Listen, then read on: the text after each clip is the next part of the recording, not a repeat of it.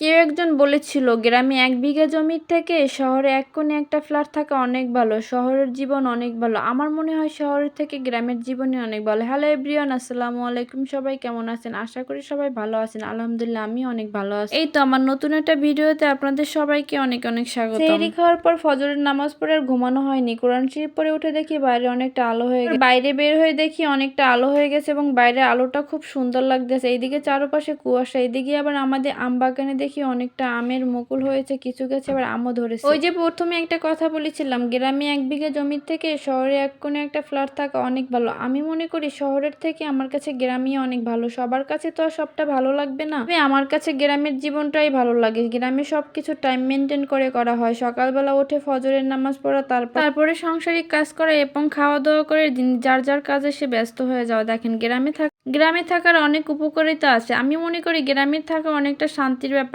নিজের বাড়ি থাকা, নিজের বাড়ি থেকে ডাল ভাত খাওয়ার মতো শান্তি আর কোথাও নেই। শহরে এই চওড়া বাজারে আপনাকে সবকিছু কিনে খেতে হয়, কিন্তু গ্রামে যদি আপনি থাকেন তাহলে আপনাকে কোনো কিছুই কিনে খেতে হয়। আপনি চাষবাস করে নিজের মতোই করে সবকিছু খেতে পারেন। দেখেন আমাদের বাড়িতে এমন কোনো সবজি নাই যে সেই সবজিগুলো হয়নি। তারপরে আপনার ফল থেকে শুরু করে এইগুলো হয় কি আপনার সার ওষুধ দেওয়া থাকে না, নিজের হাতে লাগিয়ে সুন্দরভাবে খাওয়া যায়। দেখেন আমাদের এই মরিচ গাছগুলো অনেক মরিচ হয়েছে, এইগুলো সব আমার শাশুড়ির হাতে লাগানো। আমার শ্বশুর শাশুড়ি এখানে দুইজন থাকে, কর্মব্যস্ততার কারণে আমরা এখানে থাকতে পারি না, তাও তারা সবসময় চেষ্টা করে সবকিছু নিজের হাতে লাগিয়ে খাওয়ার চেষ্টা করে। এতে করে নিজেরাও খাওয়া যায় এবং পাড়া প্রতিবেশীকেও দেওয়া যায়। এইখানে আমার শাশুড়ি একটা বরবটি গাছ লাগিয়েছিল, এতে প্রচুর পরিমাণ বরবটি হয়েছে, যেগুলো আমরা খেয়ে কখনো শেষ করতে পারবো না। এগুলো শীতকালে লাগানো হয়েছিল, কিন্তু আমরা এখন পুরো সিজনটা ভরে খেতে পারবো। দেখেন এইখানে কিছু লাল শাক লাগিয়েছিলাম, এগুলো প্রায় অনেকটা খাওয়া শেষ হয়ে গেছে।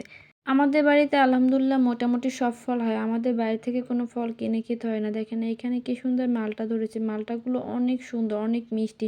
আর এইগুলো চাষবাস করার পিছনে দেখেন আমার শ্বশুর এইগুলো পরিচর্যা করে। এইদিকে দেখি বাবাকে বললাম, বাবা দুপুরে কি রান্না করব? রান্না করার মতো কিছুই নেই। দেখেন বাবা জাল নিয়ে পুকুরে নেমে গেছে মাছ ধরার জন্য।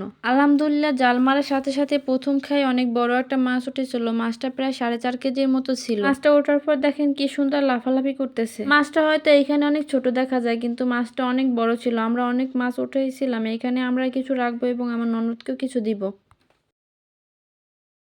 মাছ আমি করতে পারি না, তারপরও বড় মাছ দেখে আমি শখ করে করতে গেছিলাম, কিন্তু মাছটার সাথে আমি অনেকটা পেরে উঠলাম না, হিমশিম খেয়ে গেলাম। তারপরে অনেকবার চেষ্টা করার পর আস্তে আস্তে আমি করতে পারলাম। আর ওইদিকে মাছটা ধুয়ে এবং রান্না করতে আমার শাশুড়ি চলে গেছে। এইদিকে আমি গাছ থেকে একটা লাউ পেড়ে এনেছিলাম, এইটাকে আজকে আমরা চিংড়ি মাছ দিয়ে রান্না করবো। আর ওই যে পুকুর থেকে মাছ উঠিয়েছিলাম ওইটাই মাছটাই আজকে রান্না করব। এখন আপনারা শহরের অনেকেই আমাকে বলতে পারেন যে আপনার গ্রামে ভালো লাগে, তার জন্য কি আমাদের ভালো লাগবে না? এটা আমিও আপনাকে আগে বলেছিলাম, সবার তো আর সব জায়গায় ভালো লাগে না। আমার গ্রামে অনেকটা ভালো লাগে, এটাই আমি আপনাদের সাথে শেয়ার করলাম। আর আজকে এই পর্যন্তই। আপনারা সবাই ভালো থাকবেন। আল্লাহ হাফেজ। আর আমার পুরো ভিডিওটা দেখার জন্য আপনাদের সবাইকে ধন্যবাদ।